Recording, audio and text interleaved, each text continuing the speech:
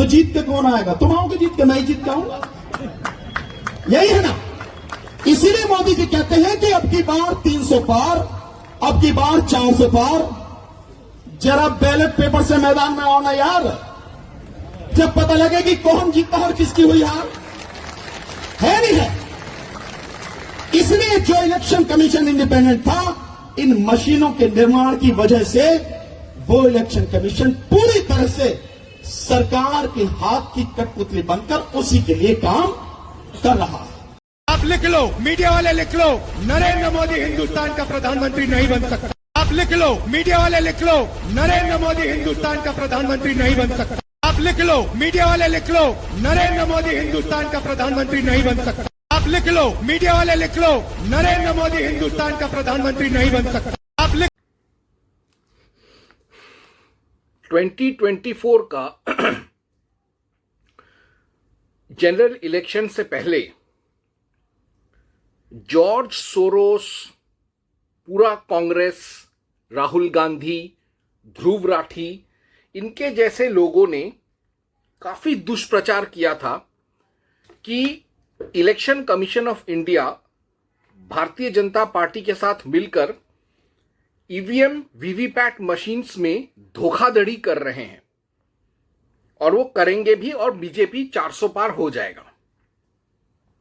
अभी आपने देखा सुप्रीम कोर्ट का एडवोकेट भानु प्रसाद, जो आंदोलन करता था ईवीएम के खिलाफ, अंततः वह खुद समाजवादी पार्टी के टिकट पर उसी ईवीएम सिस्टम के द्वारा जनरल इलेक्शंस 2024 में शिरकत लेने को तैयार हो गया। बात यह अलग है कि समाजवादी पार्टी से टिकट मिलने के बाद भी भानु प्रसाद जीत नहीं सका, लेकिन जो आदमी कहता था कि ईवीएम पर इलेक्शंस होने नहीं दूंगा, वो खुद ईवीएम के द्वारा रचे गए इलेक्शंस में ही खड़ा होने को तैयार हो गया।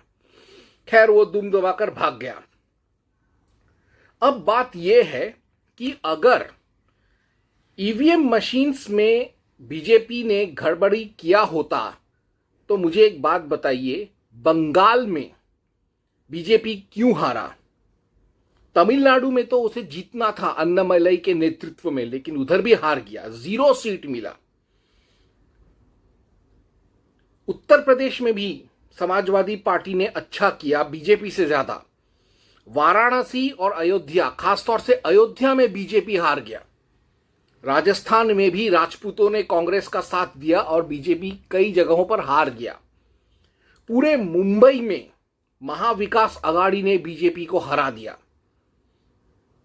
पंजाब में बीजेपी ने अपना खाता भी नहीं खोला।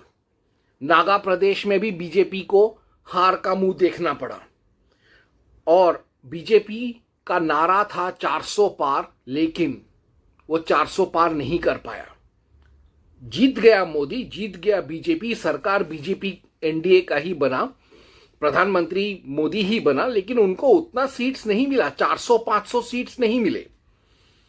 और सबसे मजे की बात यह है कि निगम और अन्नामलाई जैसे देशभक्त हार गए। वहीं पंजाब में खालिस्तानी अमृतपाल सिंह और कश्मीर में पाकिस्तान समर्थक राष्ट्रद्रोही अब्दुल राशिद जीत गया।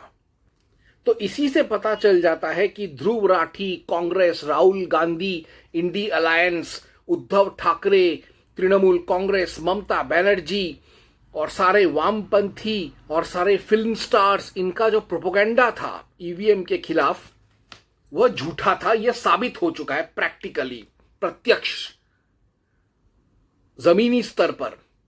ये लोग इसलिए प्रोपेगेंडा कर रहे थे ताकि पेपर बैलेट वोटिंग हो, और ठीक जैसे पहले बिहार और बंगाल में बूथ कैप्चरिंग होता था, और बंगाल में आज भी पंचायत और लेजिस्लेटिव असेंबली लेवल में बूथ कैप्चरिंग होता है, क्योंकि वो कागज के जरिए पेपर बैलेट वोटिंग होता है।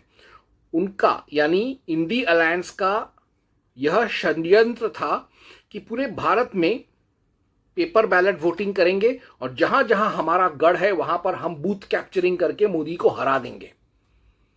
ये हुआ नहीं। ईवीएम से ही इलेक्शन हुआ और ईवीएम से ही विपक्ष भी लड़ा और हार गया। ईवीएम इतना सटीक है कि आज रूस भी ईवीएम का इस्तेमाल करने के लिए हिंदुस्तान आकर उनके पदाधिकारी सीख रहे हैं इलेक्शन कमीशन ऑफ इंडिया से कि ईवीएम से कैसे इलेक्शंस लड़वाएं। तो ऐसे ईवीएम और वीवीपैट के जो खिलाफ प्रचार है उस पर कभी विश्वास मत करो। और अभी इलेक्शंस खत्म हो गए तो उनका वो प्रोपेगेंडा भी बंद हो गया। ईवीएम में कोई गड़बड़ी नहीं है और आगामी काल में कभी कोई हिंदू ईवीएम पर प्रश्न चिन्ह ना उठाए, बीजेपी और ईवीएम को लेकर कोई संशय ना हो, इसलिए मैं यह वीडियो बना रहा हूं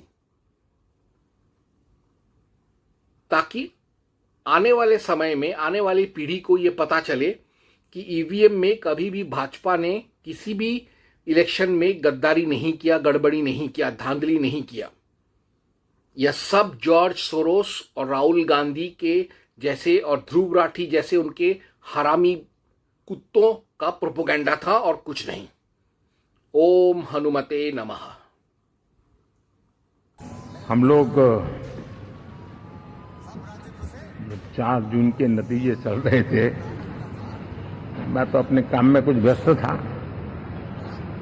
बाद में फोन आना शुरू हो गए तो मैंने किसी को पूछा, यार ये तो ठीक है आंकड़े वांकड़े, तो मुझे ये बताओ कि ईवीएम जिंदा है कि मर गया?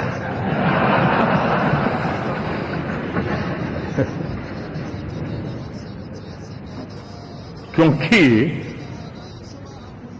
ये लोग तय करके बैठे थे कि भारत के लोकतंत्र और लोकतंत्र की प्रक्रिया के प्रति विश्वास ही लोगों का उठ जाए और लगातार ईवीएम को गाली देना। और मुझे तो लगता था कि शायद इस बार वो ईवीएम की अर्थी का जुलूस निकालेंगे, लेकिन 4 जून शाम आते आते उनको ताले लग गए, ईवीएम ने उनको चुप कर दिया। ये ताकत है भारत के लोकतंत्र की।